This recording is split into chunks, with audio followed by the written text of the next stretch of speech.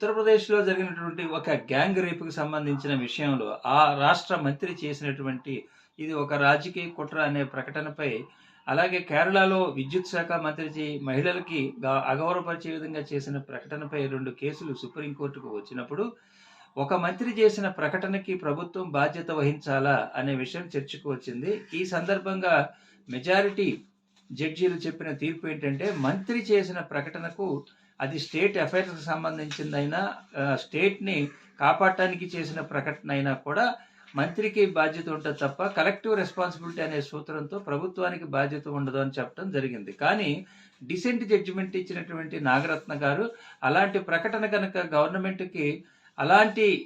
ఆలోచనే ఉన్నట్లయితే అది దానికి మంత్రే కాదు ప్రభుత్వం కూడా బాధ్యత వహిస్తుందని, ప్రభుత్వం యొక్క భావనతో మంత్రి భావన విరుద్ధంగా ఉంటే వర్తించదు అని చెప్పి